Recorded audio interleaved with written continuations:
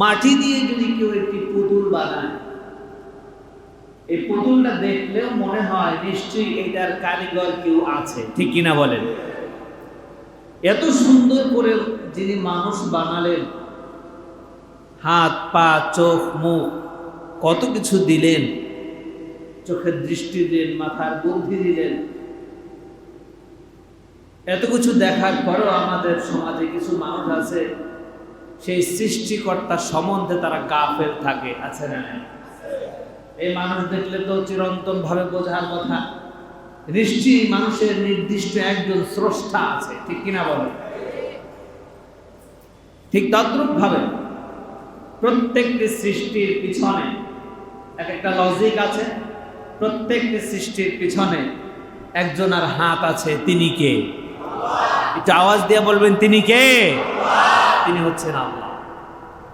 মানুষকে জীবন ধারণের জন্য তিনি একটি পথ নির্দেশিকা দিয়েছেন, একটি গাইডলাইন দিয়েছেন। আপনারা বুঝে থাকলে বলুন সেটার নাম কি? যদি বলেন সেটার নাম কি? এই যে শিল্পীরা পুতুল তৈরি করলো, মাটি দিয়ে টিপে টাপে পুতুল বানালো, এই কি কোনো জীবন নির্দেশিকা আছে? কোনো গাইডলাইন আছে? সে কি চলতে পারে? একটু আওয়াজ দেন। সে চলতে পারে না, বলতেও পারে না, সুতরাং তার জন্য কোনো গাইডলাইন্সের দরকার নাই, ঠিক কিনা কন? মানুষ চলতে পারে, বলতে পারে, হাঁটতে জানে, হাসতে জানে, সব কিছু জানে। এই জন্য নির্দিষ্টভাবে তার একটি পথ নির্দেশনা দরকার আছে, একটা সূত্রে গাথা একটা জিনিস তার জন্য দরকার আছে কিনা বলেন? এত সুন্দর করে আল্লাহ রাব্বুল আলামিন মানুষ তৈরি করলেন, আর এই মানুষ এমনি এমনি চলবে এটা হতে পারে না। সেই মানুষের জন্য একটি সুন্দর গাইডলাইন তিনি দিয়ে দিয়েছেন, পথ নির্দেশিকা দিয়ে দিয়েছেন, কোন পথে চলবে আর কোন পথে হাঁটবে, সেটার নাম হলো আল কোরআন। আল্লাহ রাব্বুল আলামিন মানুষকে জ্ঞান দান করেছেন। মানুষের এক সময় বিচার হবে। মানুষেরা বলে মানুষ তো পচে গলে একেবারে মাটির সাথে মিশে যাবে, আবার বিচার হবে কিভাবে? মনে রাখবেন, আল্লাহর রাসূল সাল্লাল্লাহু আলাইহি ওয়াসাল্লাম বলেছেন, মানুষকে আল্লাহ রাব্বুল আলামিন নির্দিষ্ট জ্ঞান দান করেছেন, মানুষকে বিবেক দান করেছেন। এই জ্ঞানের, এই বিবেকের বিচার আল্লাহ পাক কিয়ামতে করবে। কোন পশুকে জ্ঞান দেননি। গরু, ছাগল, ভেড়া, অন্যান্য যত প্রাণী রয়েছে তাদের কি এত জ্ঞান আছে? একটু আওয়াজ দিয়ে বলেন, তাদের কি এত জ্ঞান আছে? তাদের জ্ঞান নেই। তারা শুধু খেতে জানে, চলতে জানে, কোথায় কি করতে হবে, কোথায় কোনটা করলে এর রেজাল্ট কেমন হবে এইটা তারা জানে না। তারা খেতে জানে আর চলতে জানে, কিন্তু মানুষ খাওয়া চলা সব জানে, সমাজ বিনির্মাণ করতে জানে, কোন কাজ করলে কি পরিণতি হবে এটা সবটাই মানুষ জানে। কথা বলেন ঠিক কিনা? আর সেই বিষয়গুলো আল্লাহ রাব্বুল আলামিন এই পবিত্র কোরআনের মাধ্যমে আল্লাহ পাক মানুষকে জানিয়ে দিয়েছেন। সুবহানাল্লাহ বলেন। ঠিক তদ্রূপ ভাবে মানুষের মাঝে জ্ঞানী ব্যক্তি রয়েছে। একজন জ্ঞানী ব্যক্তির কথা আল্লাহ রাব্বুল আলামিন সরাসরি কোরআনুল কারীমে তার নাম আল্লাহ পাক উল্লেখ করে বলে দিয়েছেন, ইনি একজন জ্ঞানী মানুষ। ইনি একজন জ্ঞানী মানুষ। আল্লাহ রাব্বুল আলামিন তার ব্যাপারে কোরআনুল কারীমে বলছেন, وَلَقَدْ آتَيْنَا لُقْمَانَ الْحِكْمَةَ أَنِ اشْكُرْ لِلَّهِ وَمَنْ يَشْكُرْ فَإِنَّمَا يَشْكُرُ لِنَفْسِهِ وَمَنْ كَفَرَ فَإِنَّ اللَّهَ غَنِيٌّ حَمِيدٌ وَإِذْ قَالَ لُقْمَانُ لِابْنِهِ وَهُوَ يَعِظُهُ يَا بُنَيَّ لَا تشرك بالله إن الشرك لظلم عظيم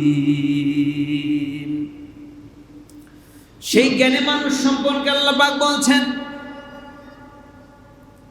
ওয়ালাকাদ আতাইনা লুকমানাল হিকমা আমি লোকমানকে আমি জ্ঞান দান করেছিলাম বলেন সুবহানাল্লাহ কাকে জ্ঞান দান করেছেন হযরত লোকমানকে আল্লাহ রাব্বুল আলামিন জ্ঞান দান করেছেন আনিশকুরুলিল্লাহ এবং নির্দেশ দিয়েছেন ও লোকমান তোমার রবের তুমি শুকরিয়া আদায় করো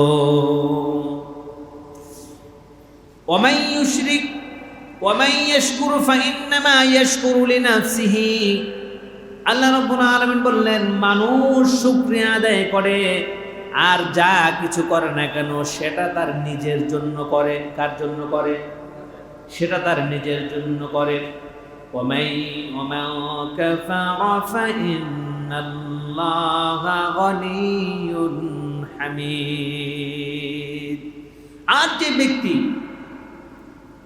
আল্লাহ শুকরিয়া আদায় করে না আল্লাহর সাথে অস্বীকার করে আল্লাহর বিধানকে অস্বীকার করে এবং নেয়ামত রাজিকে অস্বীকার করে ফাইন্নাল্লাহা গনিয়্যুন হামিদ আল্লাহ পাক বললেন তার জেনে রাখা উচিত আল্লাহ হচ্ছেন অমুখাপেক্ষী কারো মুখাপেক্ষী তিনি নন তুমি যদি তার প্রশংসা নাও করো হামিদ তিনি নিজেই হচ্ছেন প্রশংসিত সুবহানাল্লাহ বলেন আমরা সৃষ্টি জগতের সমস্ত মানুষ মিলে যদি আল্লাহর প্রশংসা আদায় করা বন্ধ করে দিই আল্লাহ কি কোনো ক্ষতি হবে আল্লাহ হামিদ নাম ধারণ করেছেন নিজে বলেছেন যে আমি নিজেই প্রশংসিত নিজের দ্বারা নিজেই প্রশংসিত তোমরা কেউ প্রশংসা করো আর না করো আমার প্রশংসা কেউ ছিনিয়ে নিতে পারবে না সুবহানাল্লাহ বলেন وَإِذْ قَالَ لُقْمَانُ لِابْنِهِ وَهُوَ يَعِظُهُ يَا بُنَيَّ لَا تُشْرِكْ بِاللَّهِ إِنَّ الشِّرْكَ لَظُلْمٌ عَظِيمٌ সেই সময়কার কথা স্মরণ করুন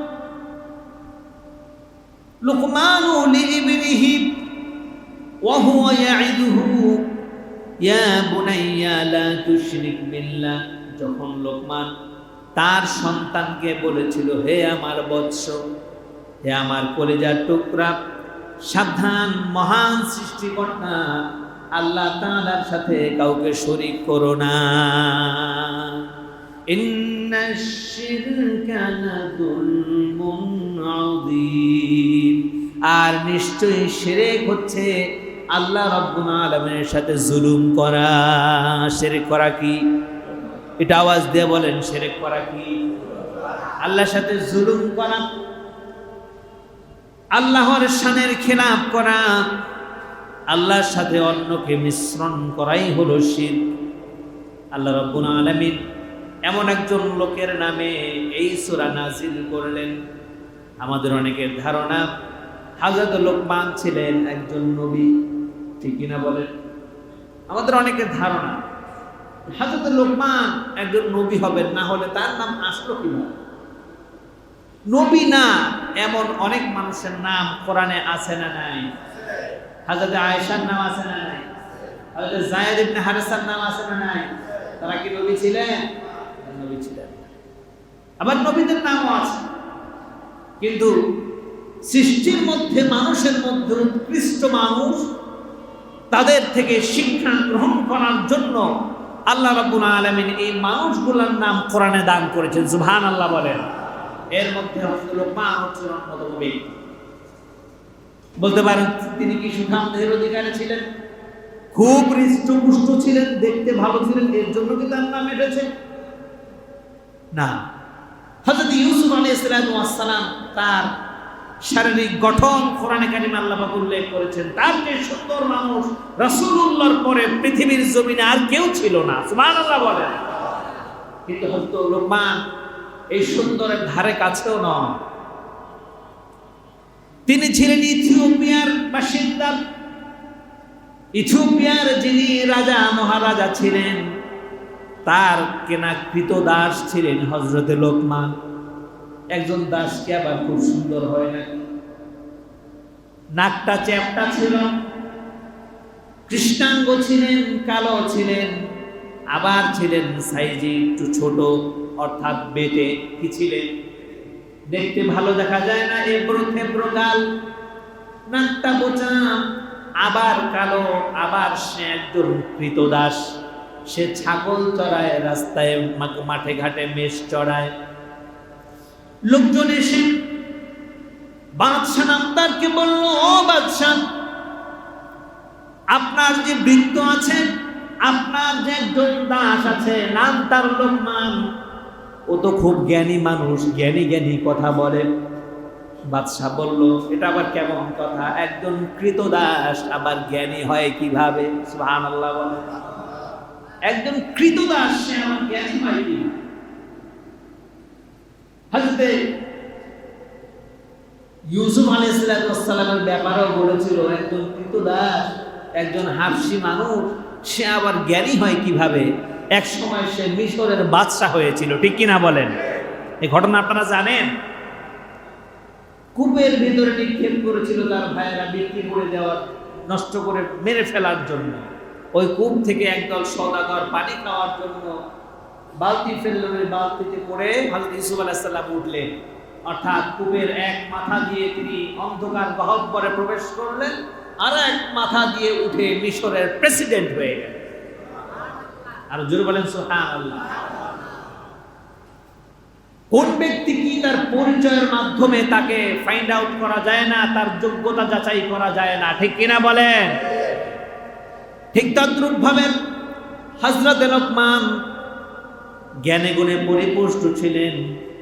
লোকজনেরা বাদশাকে বলল, বাদশা, আপনার যে ভৃত্য, আপনার যেই গোলাম, এই লোকমান অত্যন্ত সুন্দর সুন্দর জ্ঞানবান কথা বলে। বাদশাহ চিন্তা করলেন, একজন ভৃত্য, একজন গোলাম যদি জ্ঞানবান কথা বলে, তাহলে তো আর তাকে ওই ভৃত্য রাখা যায় না, তাকে তো আর গোলাম হিসেবে রাখা যায় না, তাকে আজাদ করে দিতে হবে। বলল, তাকে কালকে আমার দরবারে নিয়ে আসো। হযরত লোকমান এসে বাদশাকে সালাম প্রদান করলেন। বাদশাহ বললেন, লোকমান, আমি শুনেছি তুমি নাকি জ্ঞানপূর্ণ কথা বলো। তুমি যখন মেষ চালাতে যাও, ছাগল চড়াতে যাও, যত রাখালেরা আছে সব তোমার কাছে ছুটে আসে। তুমি জ্ঞানবান জ্ঞানবান কথা বলো, এই কথাগুলো শুনে তারাও নাকি জ্ঞানী হয়ে যায়। সুবহানাল্লাহ বলে। হযরত লোকমান বলল, বাদশাহ জাহাবানা, আমার সামান্যতম প্রচেষ্টা মাত্র, আমার বিবেকে যেটা ভালো মনে হয় আমি সেটাই করার চেষ্টা করি। বলেন সুবহানাল্লাহ। এবার বাদশাহ বললেন, ও লোকমান, তোমার জ্ঞানের আমি পরীক্ষা করতে চাই। একটা বকরি জবাই করো। বকরি জবাই করার পর ওই বকরির ভেতর থেকে সর্ব উৎকৃষ্ট যে মাংসের টুকরাটা, ওইটা আমার দরবারে এনে হাজির করো। কোন কোন বর্ণনা এনেছে 2টা টুকরা আনো। হযরত লোকমান আলাইহিস সালাম তিনি নবী ছিলেন না, তাকে সম্মানের ক্ষেত্রে অনেকে আলাইহিস সালাম বলেন, অনেকে হযরত শব্দ ব্যবহার করেন, এটা আল্লাহই ভালো জানেন। হযরত লোকমান বকরি জবাই করলেন। বকরি জবাই করার পর বকরির ভিতর থেকে কলিজাটা বের করে নিয়ে এসে, কোন বর্ণনায় রয়েছে এর সাথে জিহ্বাটাও তিনি এনে একটি প্লেটে করে বাদশার সামনে এনে হাজির করে দিয়েছেন। জনাব, এটাই হলো সবচেয়ে ভালো স্থান, ভালো মাংস। কিছুদিন পর আবার বাদশা তাকে ডাকলেন, ডেকে বললেন, লোকমান, তুমি আজকেও একটি খাসি জবাই করো, বকরি জবাই করো, সবচেয়ে নিকৃষ্ট যেই মাংসটা, নিকৃষ্ট যেই অংশটা, সেটা আমার দরবারে নিয়ে আসো। হযরত লোকমান আবার বকরি জবাই করলেন, একই জিনিস, কলিজাটা একটি প্লেটে করে বাদশার সামনে এনে হাজির করে দিলেন। বাদশা এবার কপাল কুঞ্চিত করে জিজ্ঞেস করলেন, ও লোকমান, এই তোমার জ্ঞানের পরিচয়? আমি তোমাকে বললাম খাসির সর্বোৎকৃষ্ট মাংস আনার জন্য, তুমি কলিজা নিয়ে আসলা। আবার তোমাকে আমি বললাম সর্বনিকৃষ্ট অংশ আনার জন্য, তুমি কলিজাটাই আমার সামনে নিয়ে আসলা। এইটা কি তোমার জ্ঞানের পরিচয় নাকি? হযরত লোকমান বললেন, বাদশা জাহাপানা, আপনি কিছু মনে করবেন না, আমার জ্ঞানের পরিচয় আপনি কতটুকু পেয়েছেন কি পাননি এটা আমার জানার কথা নয়। এটা আমি আপনার সামনে প্রতিষ্ঠিত করতে চাই না, প্রমাণও করতে চাই না। তবে আপনার সামনে আমি যেই গোস্তখানা হাজির করেছি, এইটাই হলো একটি মানুষের শরীরের, একটি প্রাণীর শরীরের সর্বোৎকৃষ্ট এবং সর্বনিকৃষ্ট স্থান, যার ব্যাপারে পবিত্র কোরআনুল কারীমে আল্লাহ রাব্বুল আলামিন নির্দেশনা দিয়ে দিয়েছেন। এবং হযরত লুকমান আলাইহিস সালাম চলে যাওয়ার 1000 বছর পর আমার রাসূলুল্লাহ মুহাম্মদুর রাসূলুল্লাহ সাল্লাল্লাহু আলাইহি ওয়াসাল্লাম একই বর্ণনা দিয়েছেন। বলেন সুবহানাল্লাহ।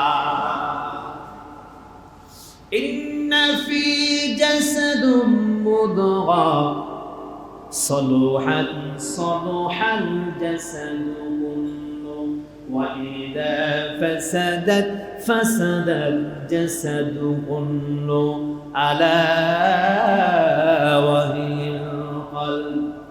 আমার রাসূল বলেছেন প্রাণীর শরীরে একটা স্থান আছে, একটা মাংস আছে।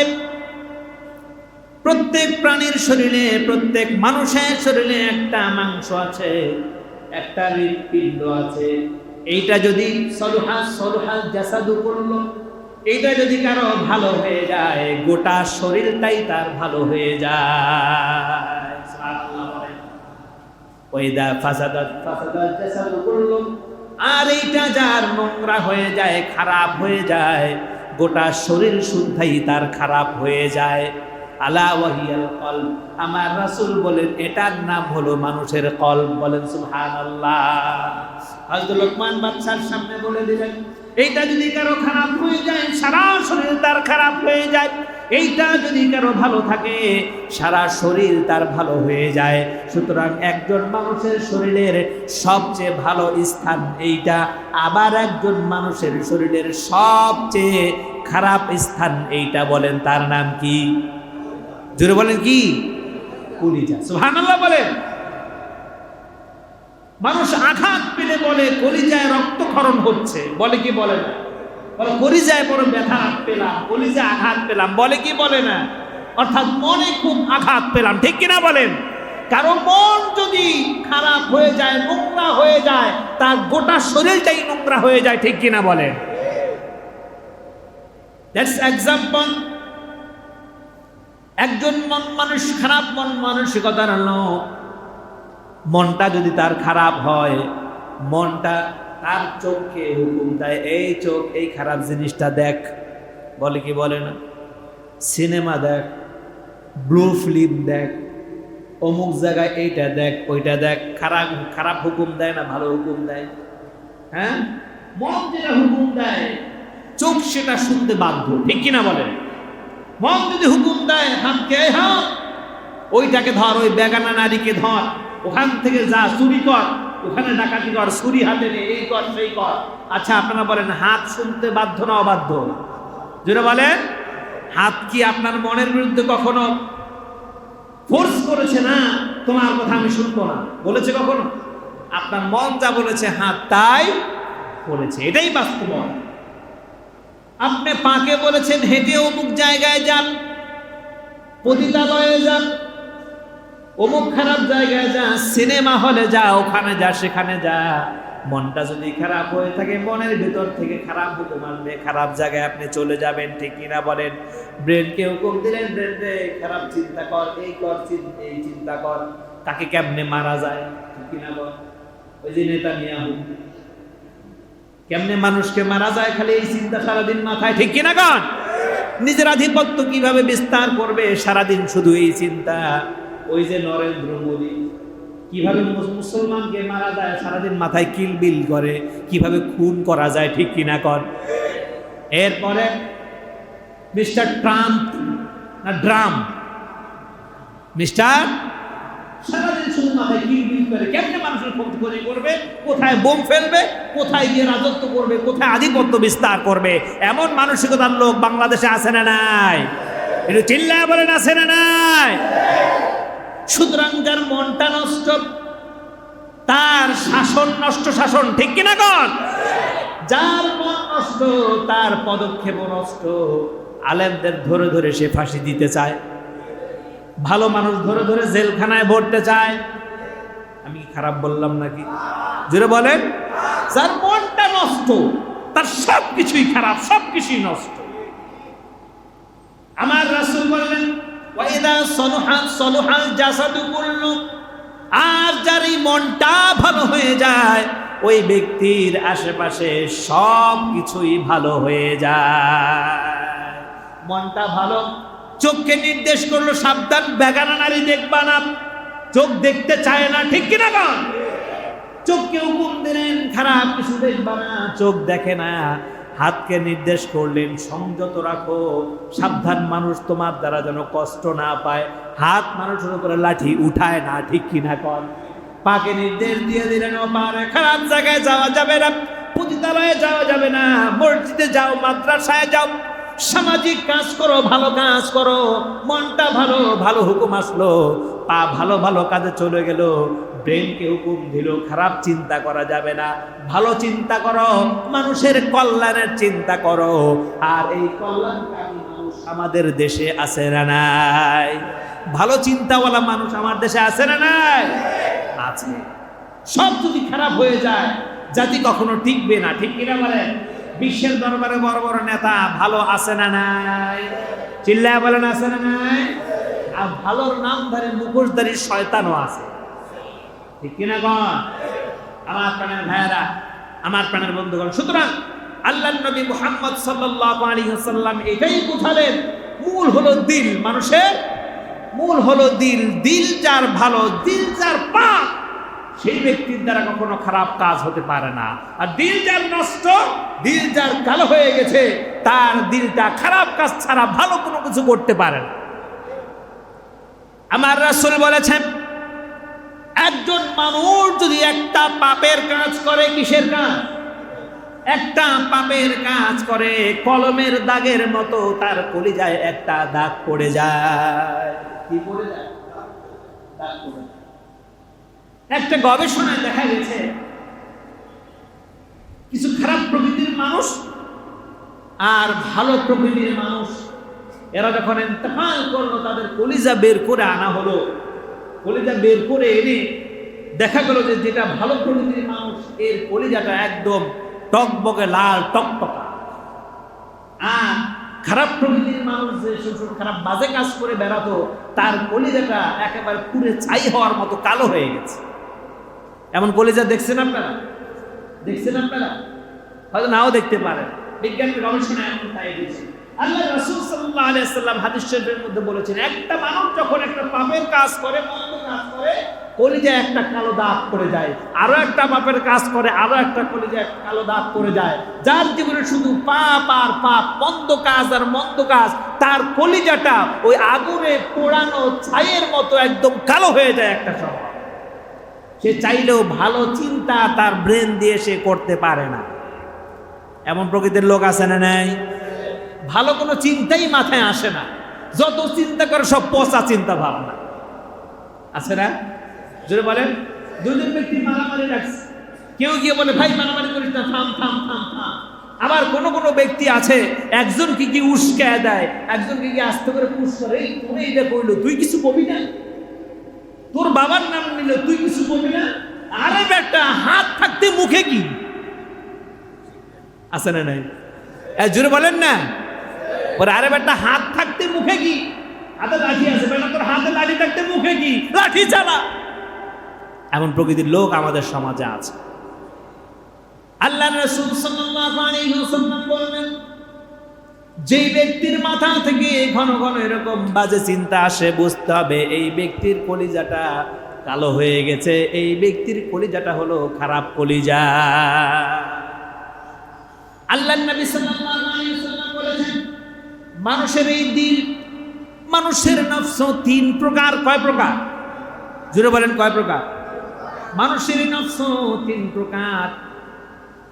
এক নাম্বারের প্রকার হচ্ছে আল্লাহ রাব্বুল আলামিন কোরআনুল কারীম বলছেন, ইয়া আইয়াতুহান নাফসুল মুতমাইন্নাহ ইরজিই ইলা রাব্বিকি রাদিয়াতাম মারদিয়া। পারেন আপনারা? হ্যাঁ, আল্লাহ রাব্বুল আলামিন এখানে বলেছেন সর্বোৎকৃষ্ট নফস হলো এটা, নফসে মুতমাইন্না, অর্থাৎ পবিত্র কলব, পবিত্র নফস। এই নফসের ভিতরে কখনো খারাপ চিন্তা আসে না। এই নফস সবসময় কার জিকির করে? জোরে বলেন, কার জিকির করে? এই নফস সব সময় আল্লাহ পাকের জিকির করে। এই নফস খারাপ চিন্তা করতে পারে না, খারাপ চিন্তা মাথায় আসে না। যখনই খারাপ কোনো চিন্তা বিবেক তাড়িত হয়ে তার কাছে আসে, এগুলো সে ডিনাই করে দেয়। ডিনাই করে দিয়ে আল্লাহ পাকের কথাকে সে প্রাধান্য দিয়ে সে ভালো পথে পরিচালিত হয়। এমন নফসের অধিকারী মানুষ সমাজে আছে না নাই? জোরে বলেন। আল্লাহ রাসূল বলেন, দ্বিতীয় প্রকার নফস হলো অসুস্থ নফস। কি নফস? অসুস্থ, মারিদ। আরবি ভাষায় বলা হয়েছে মারিদ, অর্থাৎ মারিদ নফস বলা হয়েছে, অর্থাৎ হলো অসুস্থ নফস। আমাদের সমাজে কিছু মানুষ আছে অসুস্থ নফসের অধিকারী। উদাহরণ দিলে ভালো বুঝবেন। অসুস্থ নফসকার আজকে জুমার নামাজে এসেছে, জুমার নামাজে আসতে ভালো লাগে কিনা? আছে না? ভালো লেগেছি বিধাই জুমার নামাজে এসেছেন, নাকি নাকি জোর করে নিয়ে এসেছে? এমন দু একজন থাকতেও পারে, হয়তো জোর করে তার স্ত্রী ধাক্কায় পাঠাইছে। তুমি সারা সপ্তাহ মসজিদে যাও না, এক সপ্তাহ শুক্রবার যদি না যায় মানুষ তোমাকে হিন্দু বলবে, তারপরে যাও মসজিদে, ধাক্কায় পাঠাইছে। এমন থাকলেও থাকতে পারে। তবে আমি বিশ্বাস করি যারা এসেছে সবাই ভালো নফসের অধিকারী, নিজের তাগিদে এসেছেন, ভালো লাগে তাই এসেছেন, আল্লাহকে স্মরণ করে এসেছেন, ঠিক কিনা বলেন? এই অসুস্থ নফসের উদাহরণ হলো আল্লাহ রাসূল বলেছেন, এই ভালো কাজটা করলো, আল্লাহর হুকুম মানলো, এইটা ভালো লাগে। আবার গিয়ে যখন বাসায় অশ্লীল ছবি টবি দেখে, অশ্লীল গান শুনে, এইটাও তার ভালো লাগে। আছে না নাই? খারাপটাও ভালো লাগে, ভালোটাও ভালো লাগে। এমন নফস আছে না নাই? হ্যাঁ, মাঝে মাঝে হালাল খাবার খায়, এটাও ভালো লাগে। গোস্ত, পোলাও, বিরিয়ানি খেতেও ভালো লাগে। আবার মাঝে মাঝে হুইস্কি, মদ, বাংলা খাইতেও ভালো লাগে। এমন নফস আছে না নাই? এখানে মনে হয় নাই।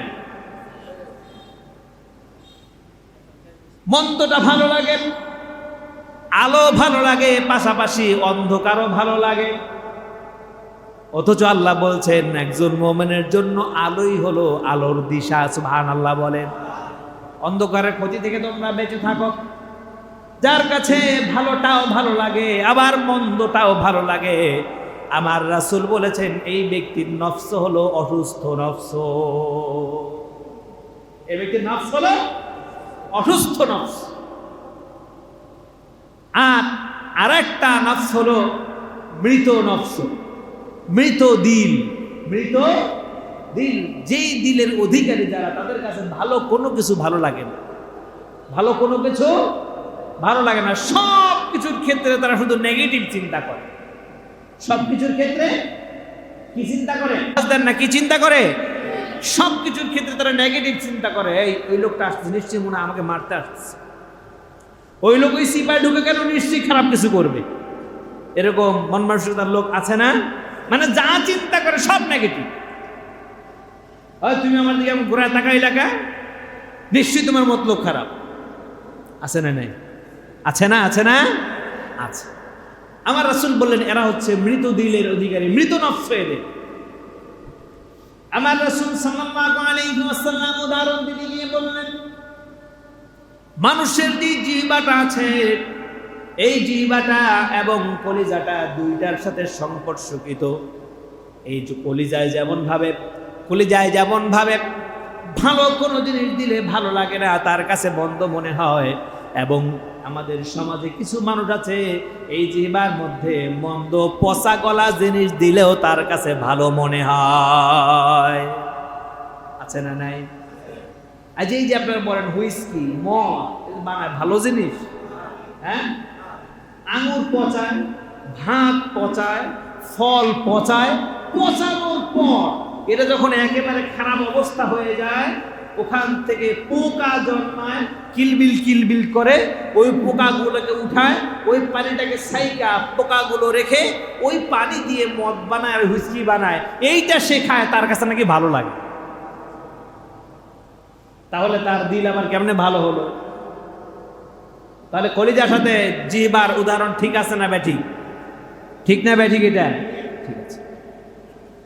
আল্লাহর নবী মুহাম্মদুর রাসূলুল্লাহ সাল্লাল্লাহু আলাইহি ওয়াসাল্লাম একটি উদাহরণ দিয়ে বললেন, কিছু কিছু মানুষ আছে এমন একটা অবস্থায় পড়ে যায় তার জিহ্বার স্বাদ নষ্ট হয়ে যায়। একজন ব্যক্তি যখন প্রচুর পরিমাণে জ্বরে আক্রান্ত হয়, 104 ডিগ্রি জ্বর, 105 ডিগ্রি জ্বর, 6 ডিগ্রি হলে অনেক মানুষ বাঁচেই না, এত জ্বর হলো। ওই সময় আঙ্গুরের রস আর কমলার রস চিপে তাকে দিলেন খাওয়ার জন্য। সে জিহ্বায় লাগায় লাগায় বলে, এত তিতাকে। হে বলেন, বাস্তব না? আঙ্গুরের রস কি মিঠা না তিতা? কমলার রস মিঠা না তিতা? কিন্তু ওই ব্যক্তি খায় আর বলে তিতাকে, ভাত খায় আর বলে তিতাকে। এর অর্থ হচ্ছে তার জিহ্বা সুস্থ নাই, প্রচুর গরমে তার জিহ্বার স্বাদ নষ্ট হয়ে গেছে। ঠিক কিনা বলেন? ঠিক তদ্রূপ ভাবে এমন কিছু সমাজে মানুষ আছে তার নফস নষ্ট হয়ে যাওয়ার কারণে ভালো জিনিস তার কাছে ভালো লাগে না, ভালোটাকে মনে হয় খারাপ। ঠিক কিনা কন? মাথায় টুপি দেওয়া মৌলবীদের দেখলে তাদের গায়ে জ্বালা ধরে যায়, কোরআনের কথা বললে তাদের গায়ে জ্বালা ধরে যায়। ঠিক কিনা কন? আমার প্রাণের ভাইয়েরা, একজন ব্যক্তিকে যদি সাপে কাটে, কিসে কাটে? একজন ব্যক্তিকে যদি সাপে কাটে, সাপে কাটার পর ওঝা চলে আসলো। আমাদের এই দিকে আছে নাকি ওঝা? ওঝা আছে? এই শহর অঞ্চলে, ঢাকাতে এখন নাই আমার মনে হয়, কিন্তু গ্রামে গঞ্জে এখন ওঝা আছে। আছে এখানে? কি বলে, ঢাকাতে ওঝা আছে। যাই হোক, এই ওঝা আসে, এসে জিজ্ঞেস করে কি হয়েছে? সাপে কেটেছে। এখন ওঝা ওষুধ দেওয়ার আগে টেস্ট করে, তার ডাক্তারও টেস্ট দেয় আগে, ডাক্তারের কাছে গেলে যে আগে বুঝে নেই ওষুধটা কি। ওঝা এসে তার জিহ্বায় লবণ দেয় অথবা ঝাল মরিচ দেয়। দেওয়ার পরে এই লোকটা যদি বলে জিহ্বায় কি দিলা, সব পানি পানি লাগে, তখন ওঝা বলে ওকে তো মারাত্মক বিষধর সাপে কামড়াইছে, যার কারণে জিহ্বার স্বাদ নষ্ট হয়ে গেছে। ঝাল ঝাল বোঝে না, লবণটাকেও তার পানি মনে হয়। ঠিক কিনা কর? কেউ যদি তার জিহ্বায় এতটুকু পরিমাণে লবণ লাগায়, লবণ রেখে দেয়, আপনারা বলেন কতক্ষণ জিহ্বাটা স্থির রাখতে পারবে? জিহ্বাকে স্থির রাখা সম্ভব? স্থির রাখা সম্ভব। কিন্তু যদি বিষধর সাপে কাটে, তার জিহ্বায় যদি এতগুলো লবণ দিয়ে দেওয়া যায়, তার জিহ্বায় কোনো সেন্স আসবে না যে জিহ্বায় কি লাগানো হয়। আর যদি সেই ব্যক্তি বলে এত লবণ দিয়েছো কেন, কটা কটা লাগে, এত মরিচ দিয়েছো কেন, ঝাল ঝাল লাগে, ওঝা বুঝে নেয় এই ব্যক্তিকে নরমাল কোনো সাপে কেটেছে, তার বিষ শরীরে নাই, এটা ভালো হয়ে যাবে। এমন সাপ আছে না আমাদের দেশে, সাপে কাটলে কিছুই হয় না? কি সাপ বলেন তো? হ্যাঁ, ঘোড়া সাপ। আবার এমন সাপ আছে যেটা কাটলে মানুষ বাঁচে না, মুখ দিয়ে নাক দিয়ে ফেনা বের হয়ে শেষ। ওই সাপের নাম কি বলেন না? গোখরা সাপ। আমাদের সমাজে এমন কিছু মানুষ আছে, এই গোখরা সাপের মতো কিছু মানুষ আছে, অন্যের অন্তরে সবল মেরে তার অন্তরটাকে বিষাক্ত বানিয়ে দেয়, নষ্ট বানিয়ে দেয়, ওকেও খারাপ বানিয়ে দেয়। ঠিক তদ্রূপ ভাবে এই সাপের মতো আমাদের সমাজে এরকম খারাপ মানুষ আছে। কথা কন ঠিক কিনা? আবার গোরা সাপের মতো মানুষ আছে। হ্যাঁ, আল্লাহ সবাইকে হেদায়েত দান করে। জোরে বলেন আমিন। আমার প্রাণের ভাইয়ারা, আল্লাহর নবী মুহাম্মদুর রাসূলুল্লাহ সাল্লাল্লাহু আলাইহি ওয়াসাল্লাম বললেন, তৃতীয় নম্বরে যেই দিল আছে সেটা হলো মরা দিল। কি দিল? মরা দিল। এই মরা দিল দিয়ে কখনো আল্লাহর স্মরণ আসে না। সৃষ্টি নিয়ে কবিতা লেখে, দুনিয়া নিয়ে কবিতা লেখে, মানুষ নিয়ে রচনা লেখে, এত সুন্দর ফুল ফল তৈরি হয়েছে, ফুলের রং, এই ফুলের সুবাস, এই মানুষের চেহারা, এই নারীর চেহারা, এই নারীর সুবাসিত, বিভিন্নভাবে কবিতা ছন্দ লিখে, প্রবন্ধ লিখে, কিন্তু কে এই মানুষটাকে সৃষ্টি করেছে, কে এই ফুল সৃষ্টি করেছে, ফল সৃষ্টি করেছে, একবারও তার বিবেক দিয়ে চিন্তা করে দেখে না। তার বিবেকে চিন্তা আসে না কে তৈরি করলো এগুলো। ভালো এবং মন্দের মধ্যে পার্থক্য বোঝে না, সবটাকেই খারাপ মনে করে। তাদের চোখে পৃথিবীর সমস্ত মানুষ হচ্ছে খারাপ, ঠিক কিনা কম আছে না? কিছু মানুষ আছে দেখবেন এরা বলে সব মানুষ নাকি খারাপ, আবার কিছু মানুষ আছে বলবে না ভালো মানুষ যা আছে সব, আবার কিছু কিছু মানুষ আছে না বলবে ভালো আছে মন্দ আছে। এর জন্য একজন বলেছে, নিজেকে বদলাও, জীবন বদলে যাবে। Change yourself. তুমি যদি নিজেকে বদলাও, চেঞ্জ ইউর ওয়ার্ল্ড, তাহলে পুরো পৃথিবীকে তুমি বদলাতে পারবে। সুবহানাল্লাহ বলে। এই জন্য নিজেকে বদলানোর দরকার আছে না? নাই? বদলানোর দরকার আছে। এখন এই তিন প্রকারের দিল থেকে আমরা এবার বুঝে নিতে পারবো আমি কোন দিলের অধিকারী। যদি আপনি নফসে মুতমাইন্নার অধিকারী হন, সবকিছু আপনার কাছে ভালো মনে হবে, সবকিছুর মধ্যে আপনি আল্লাহর অস্তিত্ব খুঁজবেন, সবকিছুর মধ্যে ভালো খুঁজবেন, মন্দ আপনি খুঁজে পাবেন না। সুবহানাল্লাহ। আর যদি সবকিছু দেখলেই শুধু গন্ধ লাগে, সবকিছু দেখলে শুধু দোষ খুঁজে বেড়ান, সবকিছু দেখলে আপনার কাছে সন্দেহ লাগে, বুঝতে হবে আপনার অন্তরে রোগ হয়েছে, এই রোগ সারাতে হবে। এই রোগ সারানোর একটা মহৌষধ আছে, সেটার নাম কি? জোরে বলেন, আল কোরআন। আল্লাহ বলেন, আলা বিযিকরিল্লাহিল কলব। এই কলবকে পরিষ্কার করার জন্য, এই ব্যাধি থেকে রোগাক্রান্ত কলবকে পরিষ্কার করার জন্য একটা মহৌষধ আমি দিয়ে দিয়েছি, সেটা হলো, জোরে বলেন, সেটা হলো আল কোরআন। সুতরাং যে ব্যক্তি আল কোরআন বেশি বেশি পড়বে, বেশি বেশি বুঝবে, আল্লাহকে বেশি বেশি স্মরণ করবে, বিযিকরিল্লাহিল কলব, আল্লাহ পাকের জিকির যেই কলবের ভিতরে বেশি থাকবে, আল্লাহর স্মরণ যেই ব্যক্তির কলবে বেশি থাকবে, ওই ব্যক্তির কলব কখনো নষ্ট হতে পারে, কখনো রোগাক্রান্ত হতে পারে। সুতরাং রাসূলুল্লাহ সাল্লাল্লাহু আলাইহি ওয়াসাল্লাম বললেন, এই কলবটাকে তুমি সুরক্ষিত রাখো, আর সুরক্ষিত রাখার জন্য আল্লাহ রাব্বুল আলামিন যে মহৌষধ দিয়ে দিয়েছেন, এই আল কোরআন দিয়ে তোমার দিলটাকে তুমি ভিজিয়ে রাখো। আমার রাসূল বলেছেন, একটা মন্দ কাজ করলা, কলিজা একটা দাগ পড়ে গেল, আবার আর একটা মন্দ কাজ করলা, কলিজার একটা দাগ পড়ে গেল, এমনি ভাবে যদি দাগ পড়তেই থাকে, এক সময় কালো হয়ে যাবে, তোমার বিবেক বোধ বলতে কোনো কিছু থাকবে না, তুমি অবিবেক হয়ে যাবা, বিবেকহীন হয়ে যাবা। এই জন্য আল্লাহ রাসূল বলেছেন, মন্দ কাজ হয়ে গিয়েছে, সাথে সাথে একটা ভালো কাজ করো, মানুষের উপকার করো, সামাজিক উপকার করো, মসজিদ মাদ্রাসায় দান খয়রাত করো, সওয়াবের কাজ করো, ভালো মানুষকে বন্ধু বানাও। যখন ভালো কাজ করবে, সওয়াবের কাজ করবে, আল্লাহ চাহে তো তোমার দিলে, তোমার কলিজায় যেই কালো দাগটা পড়ে গেছে, সেই কালো দাগ আল্লাহ পাক সাথে সাথে তুলে দিবে। আরো জোরে বলেন সুবহানাল্লাহ।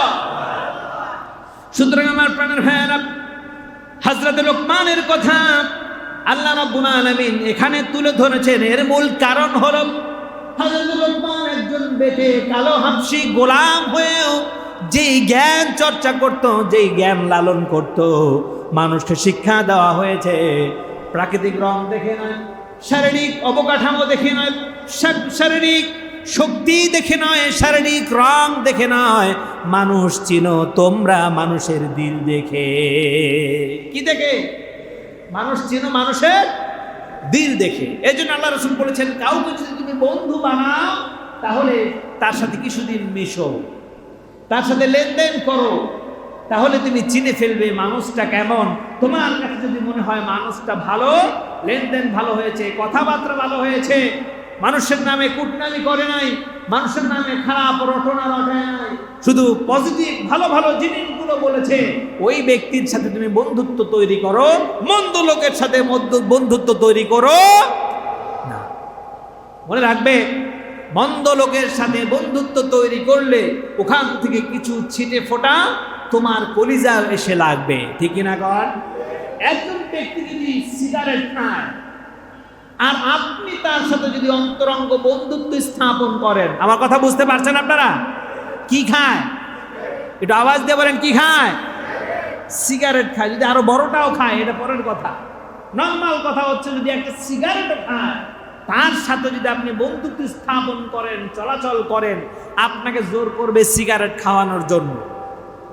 বন্ধু আমি সিগারেট খাই, তুমি সিগারেট খাও না, কেমন দেখা যায়? লজিক দাঁড় করাবে, ঠিক কিনা বলেন? যদি তুমি সিগারেট নাও খাও তারপরও তোমার ক্ষতি হবে। কেমন?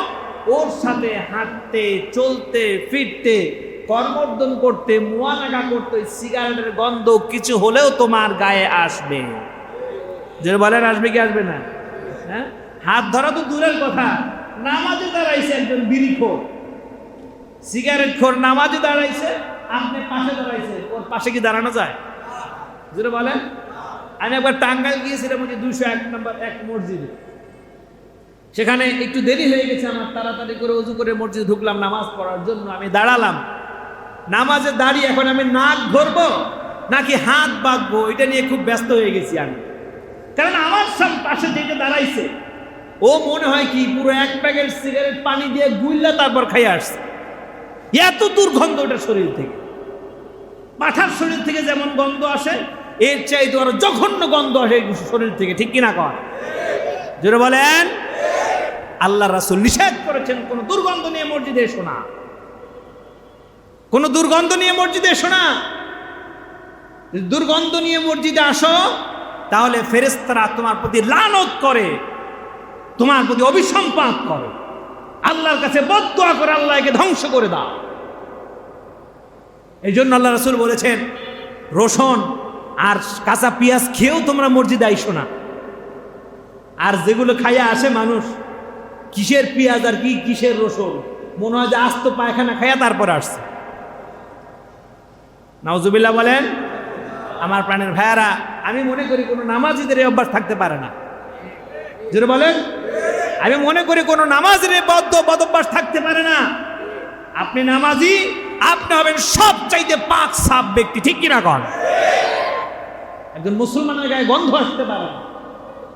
আল্লাহর নবী সাল্লাল্লাহু আলাইহি ওয়াসাল্লাম তিনি বলেছেন, একজন ব্যক্তি যেমন 5 ওয়াক্ত নামাজ পড়ে, 5 বার ওযু করে, তার হাত পায়ে মুখে কোনো যেমন গন্ধ থাকতে পারে না, ঠিক তদ্রূপ ভাবে একজন মুসলমান ব্যক্তি তার অভ্যন্তরে কোনো গন্ধ থাকতে পারে না।